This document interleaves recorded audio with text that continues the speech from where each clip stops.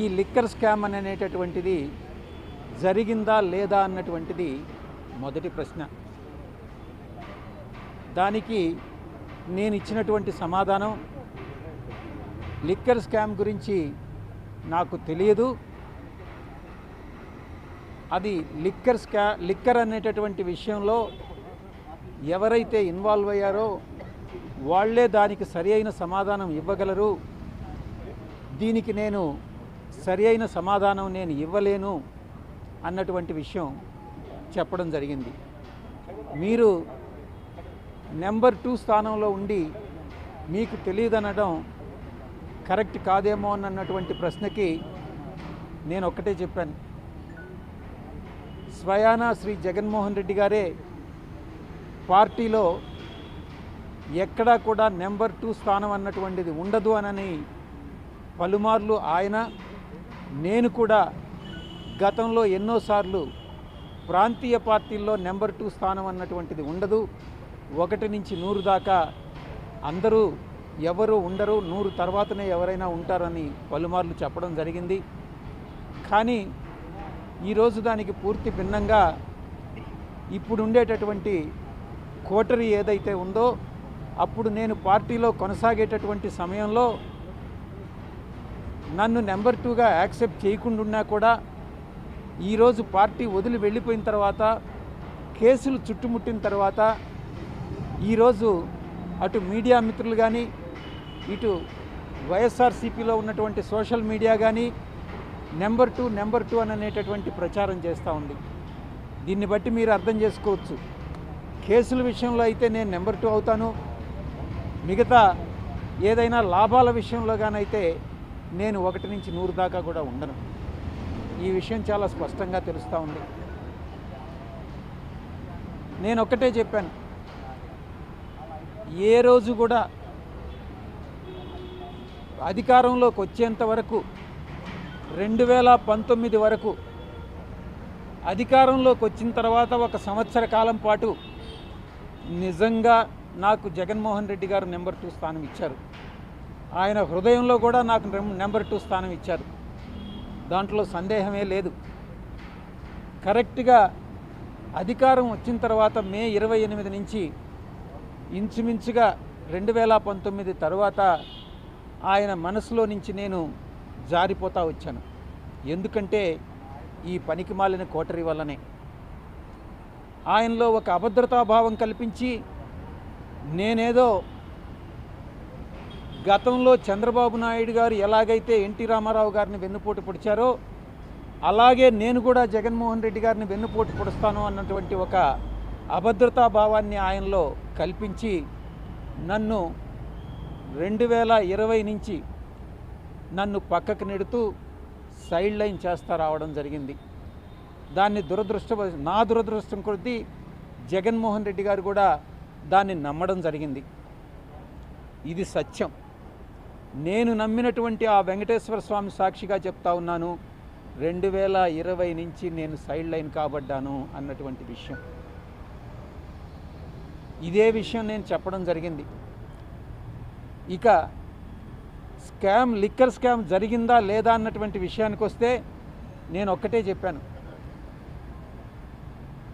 అప్పట్లో మా అధినాయకుడు జగన్మోహన్ రెడ్డి గారికి తెలిసి అటువంటి స్కామ్ ఏమీ జరిగి ఉండదు. జగన్మోహన్ రెడ్డి గారికి కానీ తెలిసి అటువంటి స్కామ్ జరిగితే ఆయన ఊరుకోరు. నాకు తెలిసి అటువంటి స్కామ్ నా దృష్టిలో లేదు అన్నటువంటి విషయాన్ని నేను స్పష్టంగా చెప్పడం జరిగింది. అయితే దీన్ని రికార్డ్ చేయలేదు. ఎందుకనంటే భవిష్యత్తులో ఇంకొక రోజు పిలుస్తారనుకుంటా. ఇక కోటరీ విషయానికి వస్తే నేను చాలా స్పష్టంగా చెప్పాను, నాకు నెంబర్ 2 నేను అనుకోవట్లేదు, నా నెంబర్ 2 స్థానం ఈ 2020 నుంచి వెళ్ళిపోయింది అన్నటువంటి విషయం. ఇక మీరు పార్టీ నుంచి ఎందుకు వదిలి వెళ్ళిపోయారు, దానికి లిక్కర్ స్కామ్ ఏదైనా కారణమా అన్నటువంటి ప్రశ్నకి, లిక్కర్ స్కామ్ అనేటటువంటిది నేను నమ్మడం లేదు. జగన్మోహన్ రెడ్డి గారు ఆ లిక్కర్ స్కామ్లో ఉంటారని నేను అనుకోవట్లేదు. ఆయన హృదయంలో నేను స్థానం కోల్పోయాను కాబట్టే ఈ పార్టీలో ఇమడలేక కోటరీ యొక్క హరాస్మెంట్ తట్టుకోలేక ఆ అవమానాలు భరించలేక నేను పార్టీ వదిలి వెళ్ళిపోవడం జరిగింది. అయినప్పటికీ కూడా దీన్ని నేను అఫీషియల్గా ఆన్సర్ చేయదలుచుకోలేదు అన్నటువంటి విషయాన్ని నేను చెప్పడం జరిగింది. ఎందుకంటే దానికి చాలా కారణాలు ఉన్నాయి. ఆ కారణాలకి ఈ యొక్క ఇన్వెస్టిగేషన్కి సంబంధం లేదు కాబట్టి నేను ఆ ప్రశ్నని ఆన్సర్ చేయలేదు అన్నటువంటి విషయాన్ని, చేయలేను అన్నటువంటి విషయాన్ని చెప్పడం జరిగింది. అదే రికార్డ్ చేయడం జరిగింది. ఇక నెక్స్ట్ క్వశ్చన్ ఏంటంటే,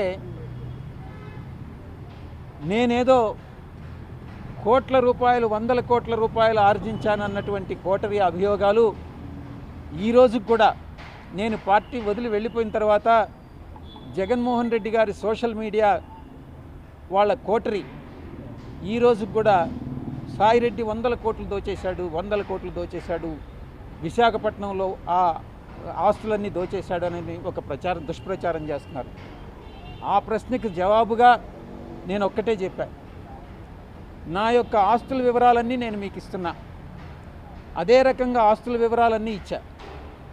దీనికి మించి ఎక్కడైనా మీరు సోర్స్ వెతుక్కోవచ్చు. ఎక్కడి నుంచి ఫండ్స్ వచ్చాయి? అరబిందో వాళ్ళు ఏదో ఒక ప్రాపర్టీ కొంటే అది నా ప్రాపర్టీ అవుతుందా? అరబిందో వాళ్ళు రోజు ఒక బిజినెస్ స్టార్ట్ చేస్తారు, ప్రతి సంవత్సరం బిజినెస్ స్టార్ట్ చేస్తారు. అవన్నీ నా బిజినెస్లు కాదు కదా. నా కూతుర్ని వాళ్ళ ఇంట్లో ఇచ్చినంత మాత్రాన ఆస్తులన్నీ నాకు కావు, ఆ అవసరం నాకు లేదు. మీరు ఏ విధంగానైనా మీకు ఇన్వెస్టిగేటింగ్ ఏజెన్సీ ఏ రకంగానైనా ఇన్వెస్టిగేట్ చేసుకోవచ్చు. ఆ ప్రాపర్టీస్ ఏదైతే ఆరోపిస్తున్నారో ఇది చంద్రబాబు ప్రభుత్వం చేసినటువంటి పని. ఒక చంద్రబాబు గారి ప్రభుత్వం చేసినటువంటి ఒక నీచమైన పని ఏదన్నా ఉంది అని అంటే ఇది. విశాఖపట్నంలో నేను ఆస్తులు కూడగట్టుకున్నాను అన్నటువంటిది ఒక రిపోర్ట్ పంపించారు సిట్ స్పెషల్ ఇన్వెస్టిగేషన్ టీం వాళ్ళు. విశాఖపట్నంలో ఉన్నటువంటి అవ్యాన్ రియాల్టర్స్లో ఉన్నటువంటి ఆస్తులన్నీ కూడా సాయిరెడ్డివే అని అన్నటువంటి. నేను ఒకటే చెప్పా, ఇదే సాయిరెడ్డి అసెట్స్ కానీ అయితే మీరు ఆ అసెట్ కొన్నటువంటి సోర్స్ ఆఫ్ ఫండ్స్ని మీరు ఇన్వెస్టిగేట్ చేయండి. అది నావని కానీ ప్రూవ్ అయితే నేను పర్మనెంట్గా రాజకీయాల నుంచి విరమించుకుంటాను. నేను ఇప్పుడు రాజకీయాల నుంచి విరమించుకోదలుచుకోలే. మళ్ళీ కూడా చెప్తా ఉన్నాను, నేను మళ్ళీ జూన్ ఈ నెల 25వ తారీఖు ఒక సంవత్సరం ముగుస్తుంది. ఆ ముగిసిన తర్వాత మళ్ళీ నా రాజకీయ రంగ ప్రవేశం ఏ రకంగా ఉంటుందని నా మీడియా మిత్రులతో నేను పంచుకుంటాను నేను. కాబట్టి చంద్రబాబు నాయుడు గారు ప్రభుత్వం చేసినటువంటి ఈ యొక్క దుష్టమైనటువంటి పని నేను మర్చిపోలేను. ఎందుకంటే ఈ ప్రభుత్వం నన్ను అనేక రకాలుగా ఇబ్బంది పెడతా ఉంది. నా యొక్క ఆస్తి కానప్పటికీ కూడా, నా అల్లుడు ఆస్తి అయినప్పటికీ కూడా, నా వియంకుడు ఆస్తి అయినప్పటికీ కూడా భీమిలి విషయంలో కానీ మిగతా విశాఖపట్నంలో ఉన్నటువంటి ప్రాపర్టీస్ నాకు ఏమీ లేవు. విశాఖపట్నంలో ఒక అపార్ట్మెంట్ తప్ప నాకేమీ లేవు. నాకు తీసుకోవాల్సిన అవసరం కూడా నాకు లేదు.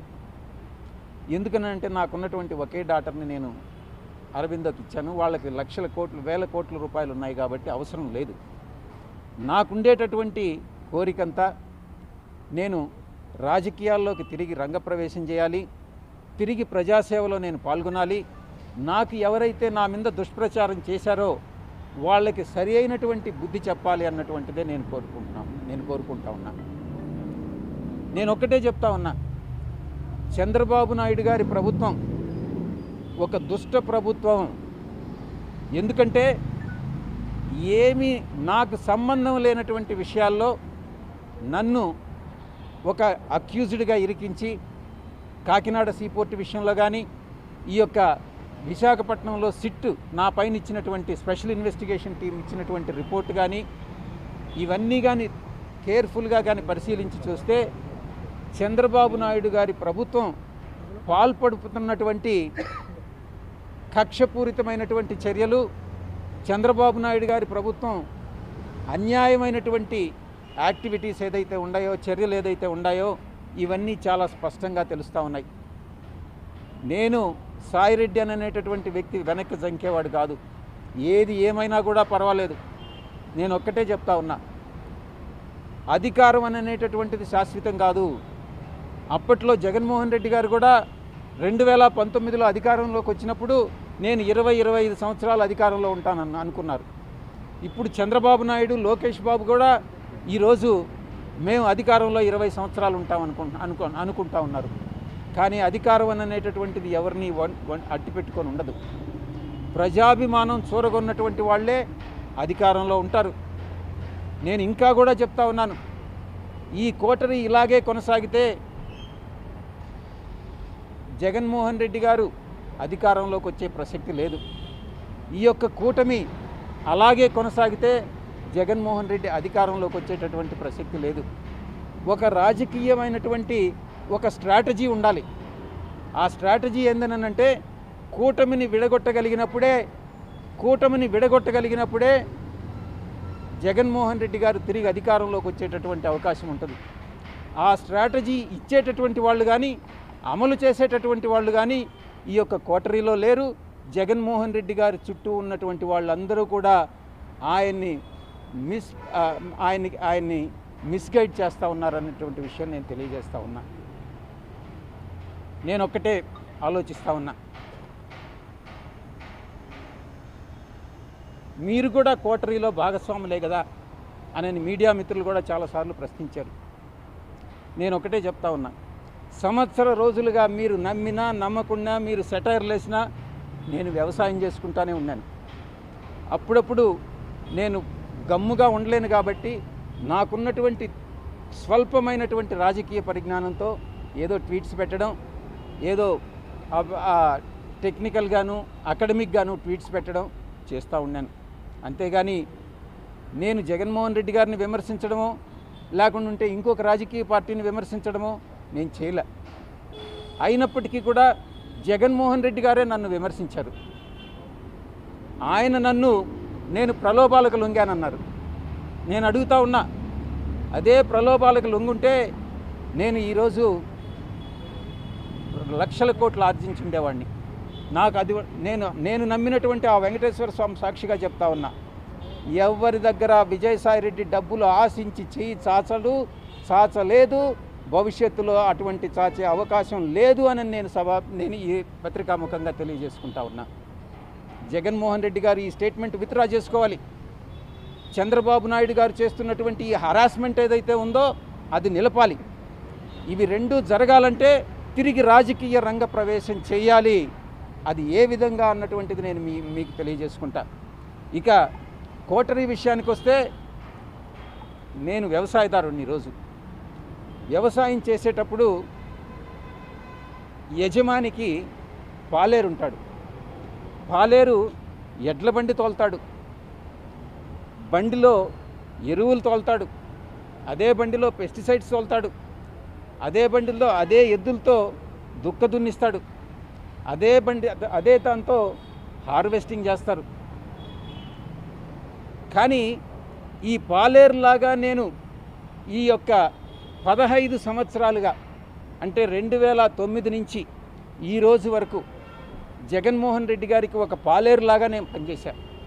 చిత్తశుద్ధితో నిజాయితీగా పనిచేశా జగన్మోహన్ రెడ్డి గారికి. చంద్రబాబు గారు నాయుడు ఎంత దూరమైనా పోయి విమర్శించేటటువంటి స్థితిని తీసుకెళ్ళాను నేను. కానీ జగన్మోహన్ రెడ్డి గారు నాకు ఇచ్చినటువంటి రివార్డ్ ఏందని అంటే, పొగబెట్టి బయటకు పంపించడం, కోటరీ మాటలు నమ్మి. ఇది ఆయన చేసినటువంటి నాకు సహాయం. ఒక పాలేరుగా పనిచేసినటువంటి నేను, పాలేరులాగా పనిచేసినటువంటి నేను, ఒకవైపు అయితే కోటరీలో మీరు అనుకున్నట్టు నేను భాగస్వామిని కావచ్చు, ఆ కోటరీలో ఉన్నటువంటి చాలామంది సభ్యులు పందికొక్కుల్లాగా ఏదైతే జగన్మోహన్ రెడ్డి గారు కష్టపడి పండించి ఆయనకు పాలేరులాగా పనిచేసి నేను పండించి ఆయన కోసం నేను శ్రమపడ్డానో దాన్ని పందికొక్కుల్లాగా తిన్నటువంటిదే ఈ కోటరీలో ఉన్నటువంటి కొంతమంది సభ్యులు. ఈ రోజు కూడా వాళ్ళు తింటూనే ఉన్నారు. జగన్మోహన్ రెడ్డి గారు చూస్తూనే ఉన్నారు. ఈ కోటరీని నమ్ముకున్నంత కాలం జగన్మోహన్ రెడ్డి గారు అధికారంలోకి వచ్చేటటువంటి ప్రసక్తి లేదు. ఎన్ని పాదయాత్రలు చేసినా కూడా అవకాశం లేదు. ఆయనకి ఒక రాజకీయ ప్రణాళికాబద్ధంగా ముందుకెళ్తేనే ఆయన తిరిగి అధికారంలోకి వచ్చేటటువంటి అవకాశం ఉంటుంది. మిగతా చాలామంది అడుగుతూ ఉన్నారు, చాలామంది అడిగారు ఏ రాజకీయ పార్టీలో మీరు చేరతారోనని. బీజేపీలో చేరతారా, జనసేనలో చేరతారా, టీడీపీలో చేరతారా, వైఎస్ఆర్ కాంగ్రెస్ పార్టీకి తిరిగి వెళ్తారా అన్నటువంటిది. నేను ఒకటే చెప్తా ఉన్నా, ఏ పార్టీలో చేరేటటువంటి అవకాశం లేదు. నా రాజకీయ భవిష్యత్తు ఏందనేటటువంటిది నేనే చెప్తాను అని నేను మీ అందరికీ కూడా సవినయంగా నేను మనవి చేసుకుంటా ఉన్నా. ఇక మొన్న సాయి జర్నలిస్ట్ ఒకటి చెప్తా ఉన్నారు, జర్నలిస్ట్ సాయి నేనేదో సపరేట్ పార్టీ పెట్టి దానికి చంద్రబాబు మద్దతు తీసుకొని నాయుడు గారి దగ్గర నుంచి నేను ఆర్థిక సహాయం పొంది ఆయనలో ఒక భాగస్వామిని అయిపోతాను అని నేను ఒక ఆరోపణ చేశాడు. ఆయనకి ఎవరు చెప్పారో నాకైతే తెలీదు. ఈ జర్నలిస్ట్ సాయి స్వీయ పరిజ్ఞానాన్ని ఉపయోగించి ఈ జర్నలిస్ట్ సాయి అనేటటువంటి వ్యక్తి వైఎస్ఆర్సీపీ పేటిఎం బ్యాచ్ ఎవరికైతే మంత్లీ పే చేస్తున్నారో యూట్యూబ్ ఛానల్స్కి, దాంట్లో ఒక వ్యక్తి ఈ జర్నలిస్ట్ సాయి. నేను ఒక్కటే విజ్ఞప్తి చేస్తూ ఉన్నా జర్నలిస్ట్ మిత్రులందరికీ, మీరు అనవసరంగా ఇన్ఫరెన్సెస్ డ్రా చేసుకోవద్దు. ఏదైనా ఉంటే నన్ను అడిగితే నేను నేరుగా చెప్తాను. చాలామంది మీడియా మిత్రులందరికీ నా ఫోన్ నెంబర్ వాళ్ళ దగ్గర ఉంది, నేను తప్పకుండా చెప్తాను అన్నటువంటి విషయాన్ని నేను మీ అందరికీ కూడా నేను తెలియజేసుకుంటా ఉన్నా. లాస్ట్గా ఇంకొక క్వశ్చన్ కూడా అడగడం జరిగింది. మీరు 100 కోట్ల రూపాయలు రాజ్ కసిరెడ్డికి మిథున్ రెడ్డి సలహా మేరకు అరబిందో నుంచి మీరు అరేంజ్ చేశారా అని. అవును, మిథున్ రెడ్డి అడగడం జరిగింది. ఆయన కోరిక మేరకు నేను రికమెండ్ చేసినటువంటి మాట వాస్తవమే. కానీ ఇంకొక ప్రశ్న కూడా, ఇది జగన్మోహన్ రెడ్డి గారికి తెలిసి జరిగిందా, జగన్మోహన్ రెడ్డి గారు మీకు చెప్పారా 100 కోట్లు అరేంజ్ చేయమని నేను ప్రశ్నించినప్పుడు జగన్మోహన్ రెడ్డి గారు నాకు చెప్పలేదు, శరత్ చంద్రారెడ్డికి చెప్పలేదు 100 కోట్లు అరేంజ్ చేయమనని. మిథున్ రెడ్డి, కసిరెడ్డి రాజశేఖర్ రెడ్డి, సజ్జల శ్రీధర్ రెడ్డి కోరిక మేరకే నేను అరేంజ్ చేయడం జరిగింది అన్నటువంటి విషయాన్ని చాలా స్పష్టంగా చెప్పడం జరిగింది. నేను ఒకటే అరబిందో నుంచి వాళ్ళు ఏయో కంపెనీలకి చెక్కులు తీసుకున్నారు. ఏ కంపెనీలకి చెక్కులు తీసుకున్నారనేటటువంటి విషయం కూడా నాకు తెలియదని స్పష్టంగా చెప్పాను. ఎంత రేట్ ఆఫ్ ఇంట్రెస్ట్ అనేది కూడా నాకు తెలియదు. ఆ తర్వాత రీపేమెంట్ ఎలా జరిగిందనేటటువంటి విషయం కూడా నాకు తెలియదు అని చాలా స్పష్టంగా చెప్పడం జరిగింది.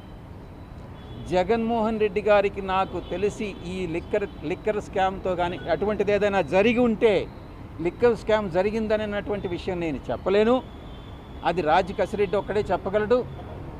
అటువంటిది ఏదైనా జరిగి ఉంటే తప్పకుండా అది జగన్మోహన్ రెడ్డికి తెలిసి జరగదు అన్నటువంటి విషయాన్ని చాలా స్పష్టంగా చెప్పడం జరిగింది. మళ్ళీ తిరిగి ఐ థింక్ పిలుస్తారు అనుకుంటాను, రేపు మిథున్ రెడ్డిని కూడా పిలుస్తున్నారు. ఆ తర్వాత ఇంకెవరిని అందరూ డిస్టిలరీ ఓనర్స్ని అందరినీ కూడా పిలుస్తూ ఉన్నారు. సో ఛార్జ్ షీట్ కూడా ఫైల్ చేయడం జరుగుతుంది. చూద్దాం ఏం జరుగుతుందన్నటువంటిది.